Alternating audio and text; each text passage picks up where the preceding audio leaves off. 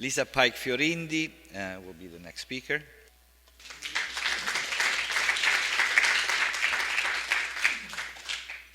Water will stay there.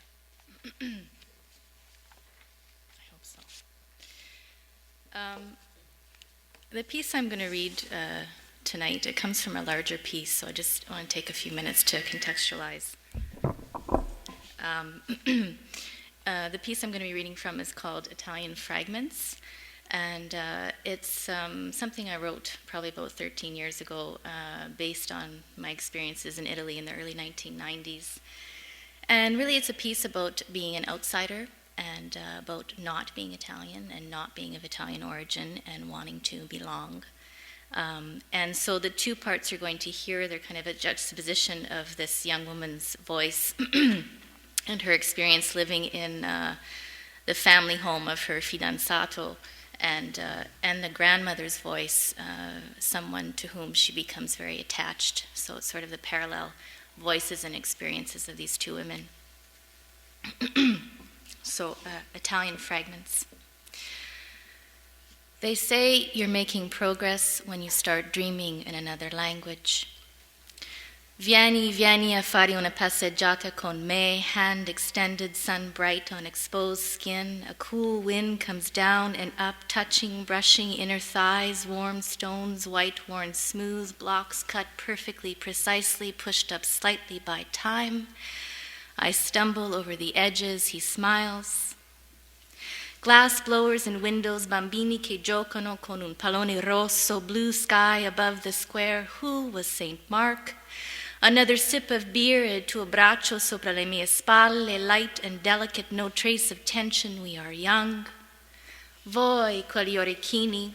No, that's okay, you don't have to buy me anything, but really I want them hanging in the glassblower's window. A tiny toothbrush and tube of toothpaste, hand-blown, colori cupi.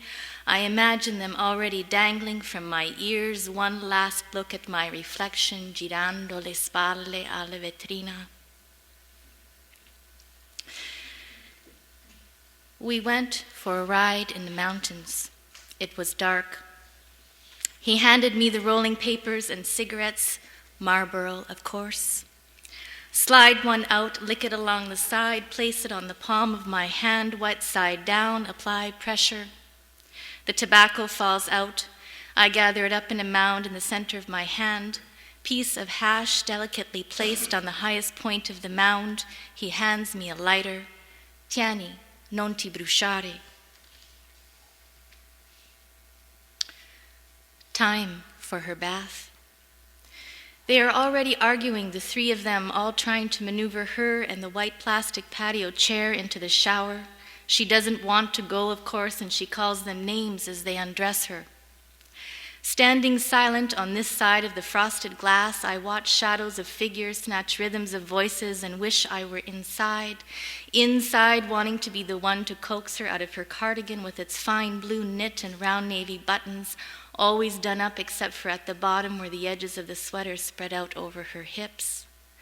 Wanting to be the one to offer soothing words as if they were mine to give, as if they had been born in my mouth and were living there comfortable and easy in their existence.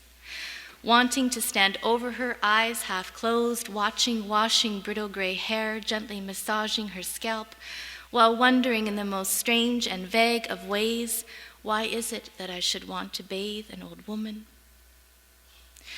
Dwarfed under a pine, we sit together, a beautiful plant, so much shade. Will I bring her a glass of water? Si, sono brava io. She sips, wrapping fingers, dirt and grained and wrinkled around Mickey Mouse, smiling on this side of her glass, under lips moving wet round the rim, while the hand on her lap fingers beads, whispering faint movements of a mouth with eyes half closed. She only gets them out when she's tired and wants to sleep. E tu mi piaci, figliola, tu mi piaci. She knows no one will bother an old woman praying, remembering overhead the undersides of branches and spaces of blue sky. The room is dim, but more light than dark as I feel the sound of my own heart. I lie back down in bed, moving further into the warmth. Salva, sono salva, no one can get me here, not here, they are all an ocean away. I listen to the shuffle of her ciabatte just outside the bedroom door, kind of a shuffle click as she walks, and then down the stairs a click clack echoes out. She will have prepared coffee, not tea, for this morning. He wakes and turning over smiles at me. We lie still, hands clasped, looking at the pale blue ceramic Madonna hung high on the opposite wall. We are thinking about the hash hidden in that hollow spot just behind her breast. She says the smoke doesn't bother her. She just keeps smiling, pointing out the spot by the river where years ago the women came to do the wash, and I had a lover before I was married. He gave me a smack across the face when I left him, smile widening, ero bella, io come ero bella. Each Sunday after church, even when I was pregnant, he came looking, but I liked my husband in mio santi better. And when we made bread, all the women together, I had to be careful not to let it burn, or the men would curse me for the rest of the week. Each time the baby cried, the Messiah called out from the house, we'd run, and the men would keep up our furrows so we wouldn't get behind, and the children sitting at the edge of the field, only a ball to play with and flies in their eyes, poverini, leaving 15 minutes early to put on the pasta. You know, women did twice the work of men. It's comfortable going by car. Yes, very comfortable. Mi ricordo quando si viaggiava col ciucco. She laughs. Thank you.